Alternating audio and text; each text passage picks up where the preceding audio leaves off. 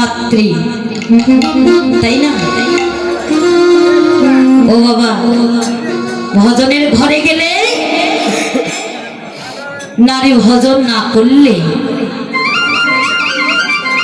কখনো ওই মহাপুরুষকে দর্শন করতে পারবে না। মহাপুরুষকে দর্শন করতে গেলে আগে ভক্তির ঘরে যেতে হবে।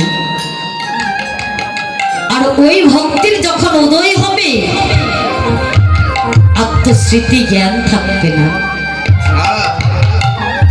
আত্মস্মৃতি জ্ঞান থাকতে কৃষ্ণ সাধন ভজন হয় না। আত্মস্মৃতি জ্ঞান থাকতে কৃষ্ণের কামনা বাসনা পূর্ণ হয় না। কেননা আত্মস্মৃতি জ্ঞান থাকিলে কামের উৎপত্তি হয়, আর কামকে আশ্রয় করে প্রেমের সম্বন্ধ তৈরি করতে হয়। প্রেমের সম্বন্ধ যদি তৈরি না হয়, প্রেমিককে পাওয়া যাবে না। তাই তো বলছে ভক্তরে,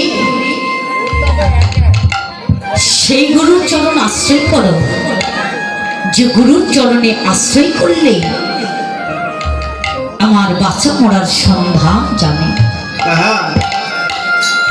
সেই গুরুর চরণে যদি আশ্রয় করো, জীবী জগতে কোনদিন মরতে হবে না। জীব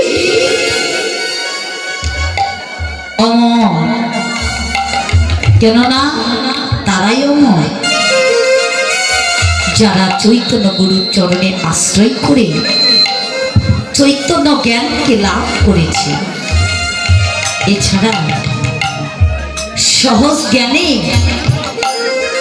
তাকে সহজ সাধনায় সাধনের সিদ্ধি লাভ করা যায় না। তাই তো সেই গৌরসুন্দর ভক্তের চরণ পাওয়ার জন্য যেন আকুল হয়েছে।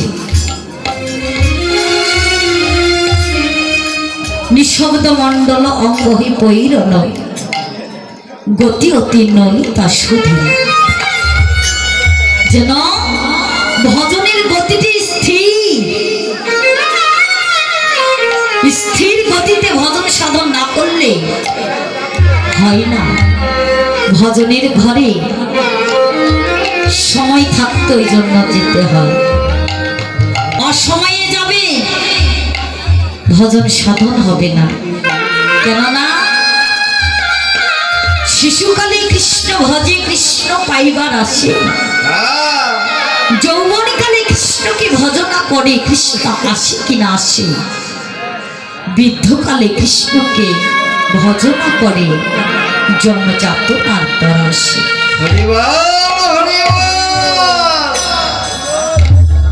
শুদ্ধ কৃষ্ণ নাম ছাড়া কৃষ্ণের কৃপা হয় না।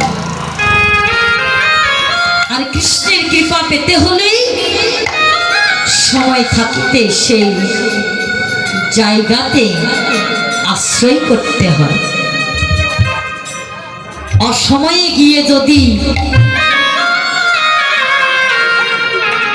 আশ্রয় করে ওই সাধনা যদি করতে চান তাহলে হবে না। কেননা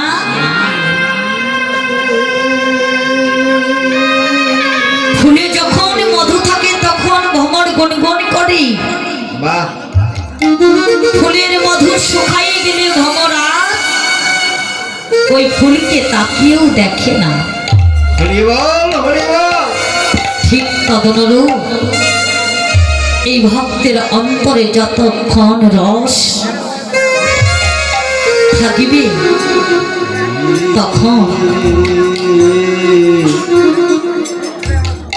রসিকের সন্ধান করতে হবে। তা না হলে ওই রসিককে ধরা যাবে না। আ